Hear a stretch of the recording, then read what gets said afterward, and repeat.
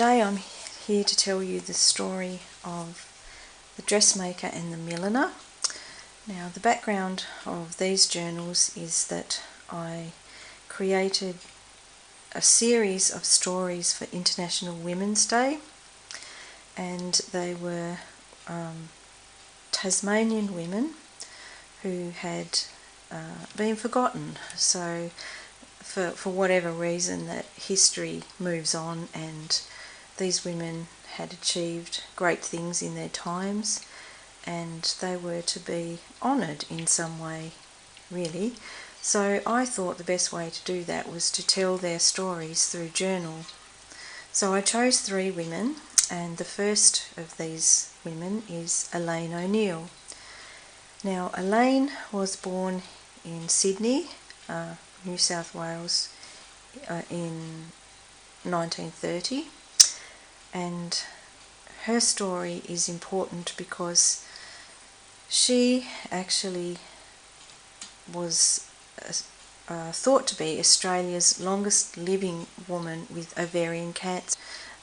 She was at least one of the longest living women in Australia with ovarian cancer.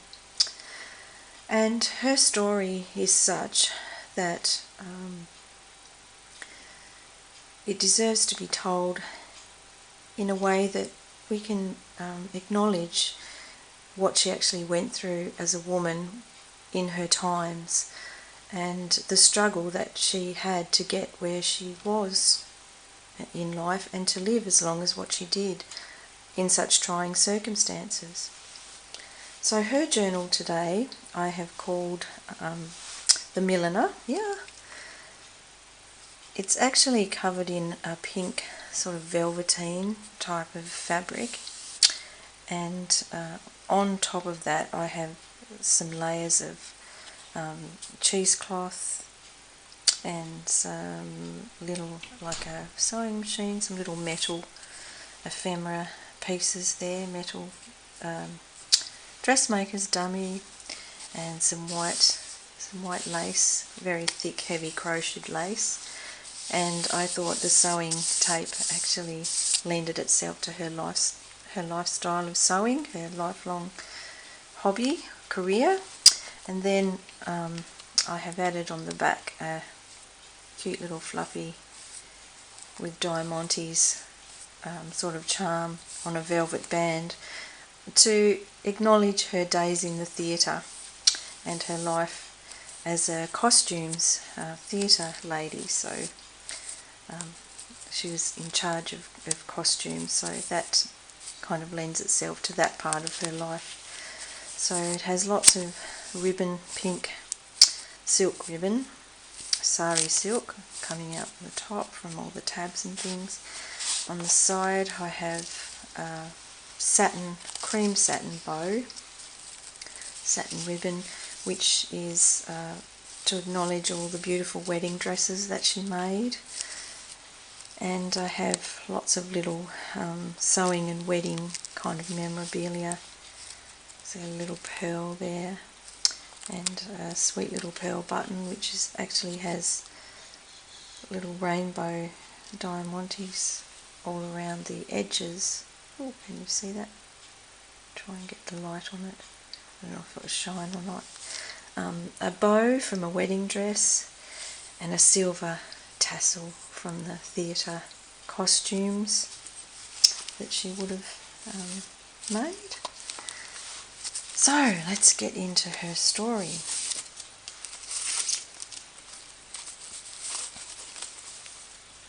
Okay, I'll put the bow, over that way. Right, now just make sure that I'm in camera there so that you can all see what I'm actually telling you about.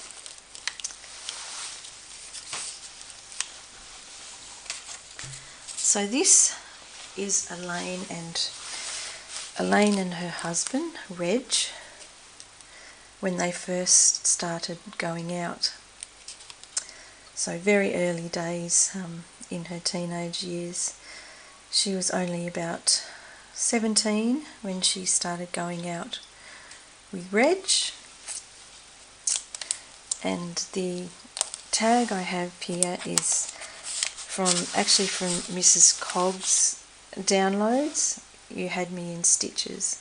She has a lovely collection of sewing downloads that you can get from her page, and on the back I have this little story here of when they first actually met and they were going out together. Reg says, "We used to go on picnics with the club. Then on your 18th birthday I treated you to the Stork Club. It was a nice restaurant." And Elaine says, "You were 22 and I was 18. That was my first taste of nightlife. Very subdued. Our favourite place was canoodling on Macquarie's chair, watching the lights from the harbour bridge." Sounds a lovely, very romantic way to start your life together, doesn't it?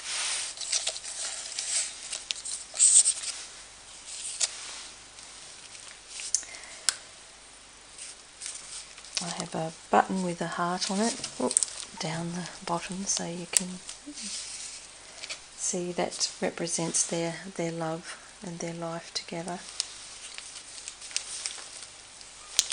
On this side I have a pocket with handmade flower, which is a fabric flower with a gold button in the middle and some lace on the background, and it just opens into a story about a graceful evening wrap, which is the kind of item that I think Elaine would have collected for her journal, as she needed lots of information on sewing and making outfits and different styles of costume for the theatre days. So that's the kind of thing I believe that she would have collected and tucked away in her journal if she had kept one.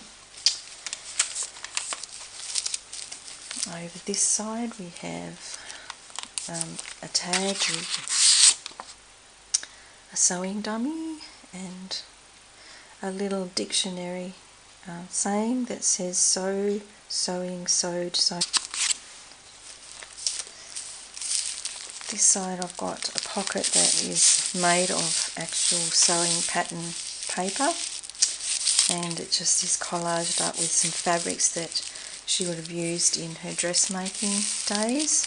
So it's got a bit of lace and some shiny satin and some crocheted lace down the side.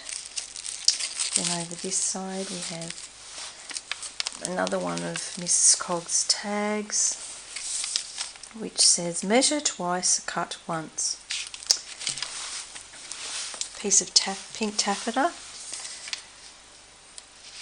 and some lacy fabric there with a pocket tucked with a little piece of tape, sewing tape across the top, and a pattern book kind of model, chic fashionista. And most of these downloads come from the Graphics Fairy, so they're just like printable graphics. The story of the hats.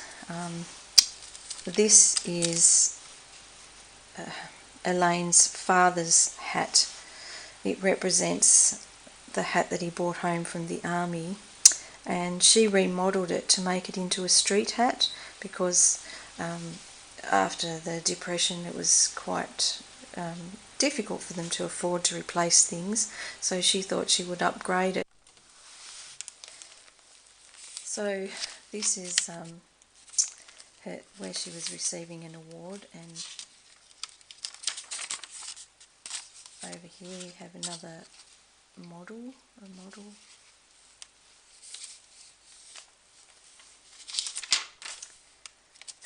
Have a piece of vellum paper, just pattern vellum there, some coffee dyed paper with a sewing machine on the bottom, a sewing machine stamp on the bottom, which I think might be from Kazaz. Here we have one of the wedding dresses that she made. Now this is a beautiful wedding dress she made for a family friend, family member. She made many wedding dresses, many debutante ball dresses. She became quite popular in the town as the person to go to whenever anyone wanted anything beautiful made.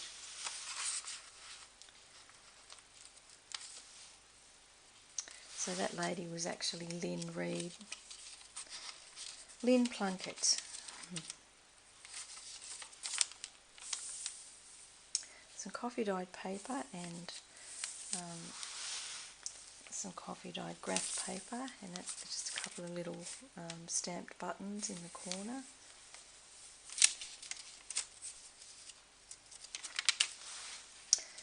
And here we have a photograph of her husband Reg dressed up as a scarecrow in one of her costumes that she made for an event.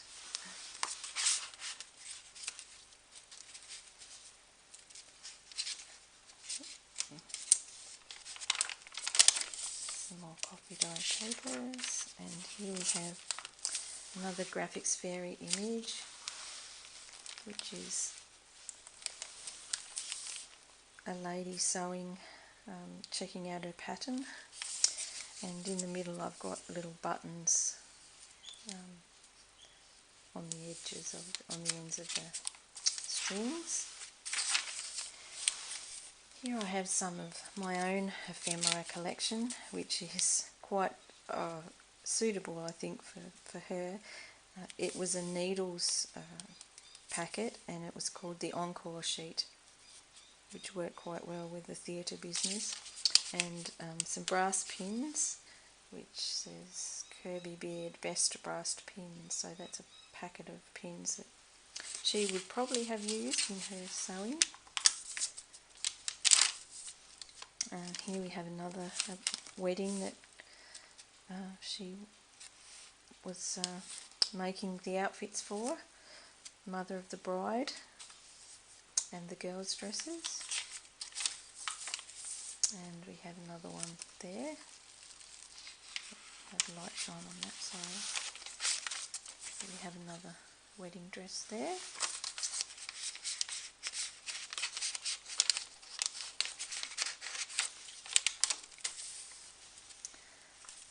We have a cotton reel stamped on the bottom of that one, and we have another piece of vellum paper with a lady underneath who is another lady of the day with her hat on, a lovely outfit. Okay, so this one here is her beautiful gown.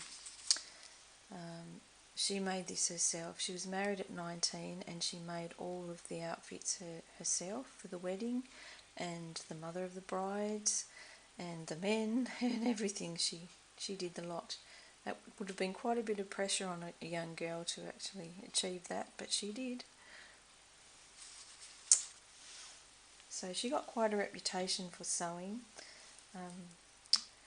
One of her aunts made most of her clothes when she was growing up, and her mother sewed when she was younger. When she was a little girl, she made her clothes, so sewing is in the family. It's another ball gown. A couple of more of Mrs. Cogg's lovely tags, which were quite suitable. Bobbins and needle and thread. So they went quite well with her sewing story. We have some more measuring tape there, and another sewing paper pocket, pattern paper. Here we have a lovely pink applique, which would have been the kind of thing that she sewed on the dresses. She would have hand sewed a lot of those on for ball gowns, debutante balls, and the wedding dresses. And a little bit of ephemera behind there, which is a docket bill for some sewing work, or a Singer sewing machine. Now, her first sewing machine was a Singer treadle sewing machine, so that's quite relevant. Another of Mrs. Cogg's tags, which is needle in a haystack, and some pretty sewing tape with handmade and a little button and needles and thread. And here is the pearl button with the rainbow coloured stones in it. It's quite pretty. Now she would have used a lot of fancy stuff like that on her ball gowns, her theatre royal work. And there is her bridesmaid, flower girl bridesmaid, and her wedding dress. Yeah. Over here we have some buttons, which of course she would use quite a few of those in her career. And we have a lovely little pocket with an old-fashioned lady and some beautiful laces. She would have used quite a lot of really pretty laces in her business. And of course she would have made lots of bows for wedding dresses and girls' dresses. There we have the measuring, sizing up for the dress, where you measure and take the measurements for dressmaking. Another beautiful tag from Mrs. Cog. Life is short, buy the fabric. I agree with that, definitely. Definitely buy the fabric. So this is one of the theatre productions that she was involved in making the costumes for. These are their own family photos, so they are just snaps. They're not very professional photos, but it just gives you an idea of the type of gowns that she had to make, and she made them 4 to 6 weeks before each production, and she had to make the lot, so she was really working her fingers to the bone to achieve that goal. Often working long nights, and at the Theatre Royal she would have had to drive down from New Norfolk, so half an hour, 40 minutes to get to that event, to make those things every night. And on one particular night she was saying that she had come across the famous ghost of the Theatre Royal, which everyone sort of knew about. It's a bit of a sort of thing in the theatre world. She didn't believe in ghosts, but this one night she actually went to get some buttons from up on the stage, because she left them behind, and as she went upstairs and put her hand out on the piano, she felt this really cold sensation and strange light surrounding her, and it really gave her the chills, and she ran back downstairs and said to her partner, Thea Dixon, I think it's time we packed up for the night. We'll come back tomorrow and finish this job. Put the wind up her sails. But she said, I didn't believe in ghosts, but everybody knew Fred was there, and that was that. So she took it all in her stride. So that's Elaine with her husband Reg there at one of their functions. She always looked happy. She seemed to always be that kind of person that was very bubbly and quite cheerful and happy, and enjoyed life regardless of what she might have been going through. The pockets are made of wallpaper, floral wallpaper.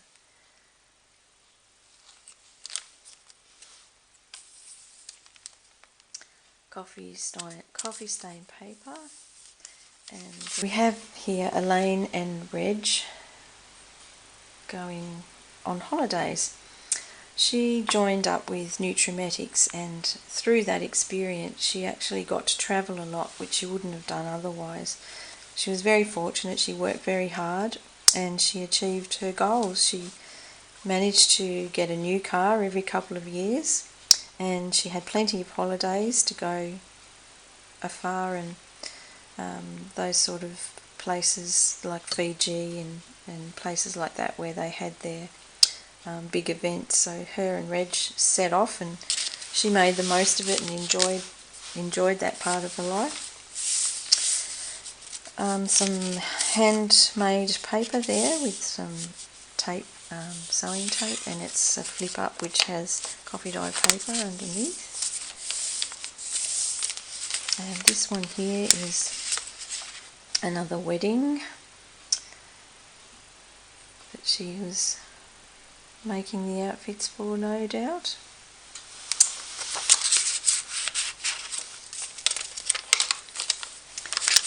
So here we have another of Mrs. Cogg's lovely sayings.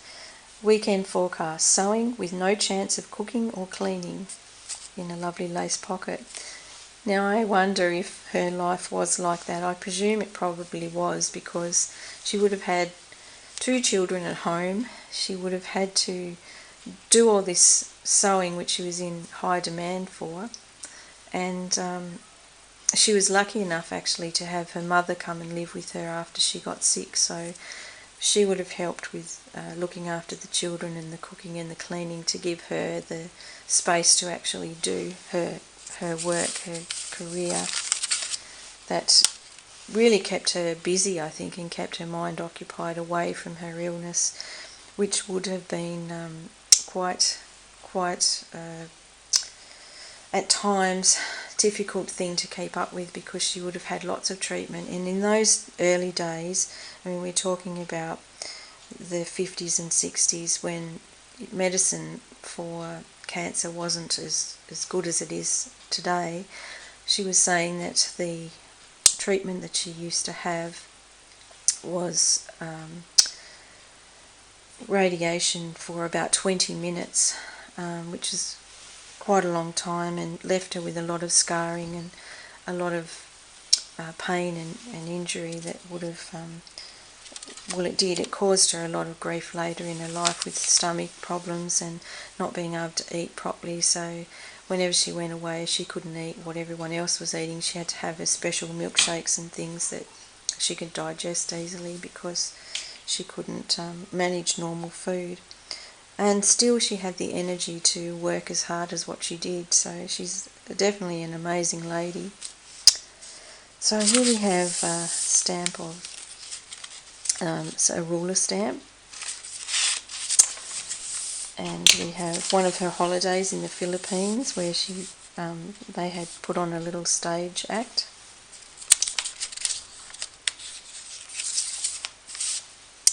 One of her holidays in Kashmir that she went on. All of this came about because of her involvement in nutrimedics, so she was lucky that she got to achieve at least that much in her life as far as travelling. Vogue chic, which is Vogue patterns. Of course, everyone knows the fashion that was around that, and that was very big in her time. Another of Mrs. Cogg's lovely tags: a stitch in time saves an iron.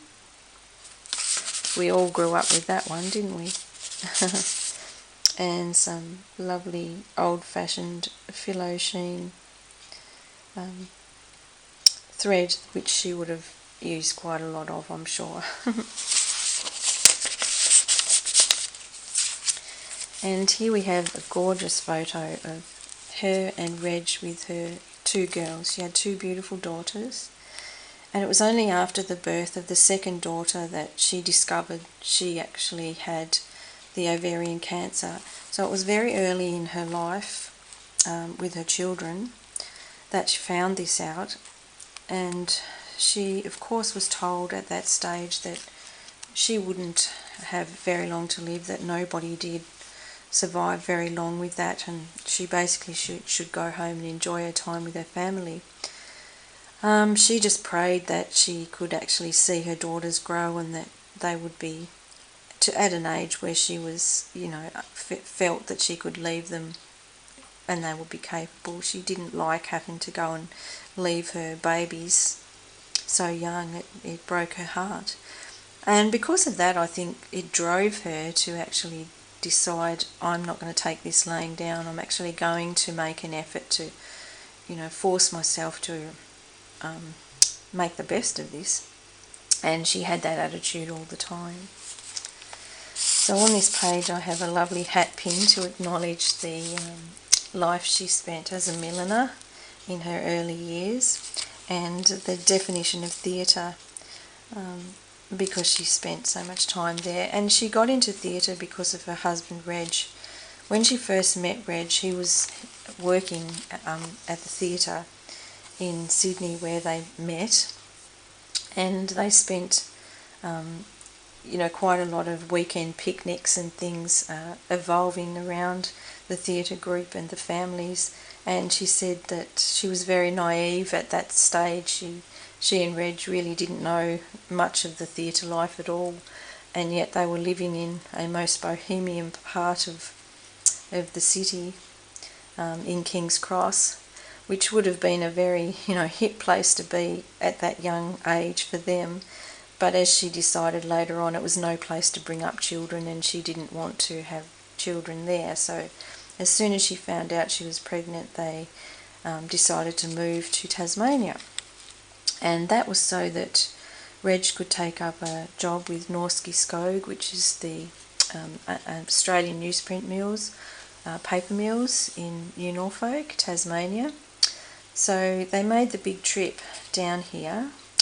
He came first, and then 3 months later she came with the baby.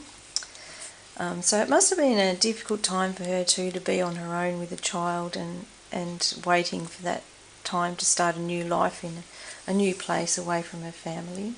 So I've got a little pair of scissors there. So when they actually came to Hobart, she came in on the boat, and Reg had to come down with a work ute to pick them up.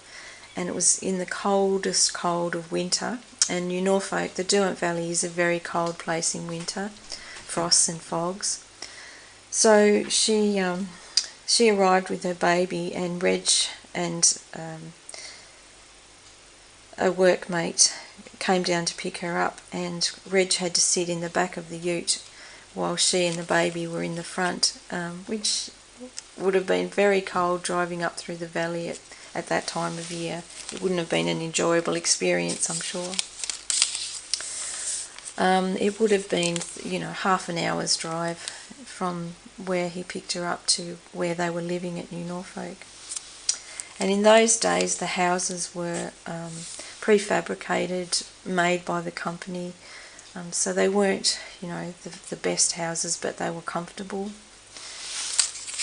So here I have another little envelope with Sewing Mends the Soul, another Mrs. Cog tag, and The Wicked World of Mr. Peachum. Costumes designed and made by Elaine. Costumes by Elaine O'Neill. So that is the kind of style of thing she would have had to do. Reg O'Neill plays the real highwayman, for whose deeds the hero of our story is sentenced to be hanged. So yeah, very dramatic costume wear there.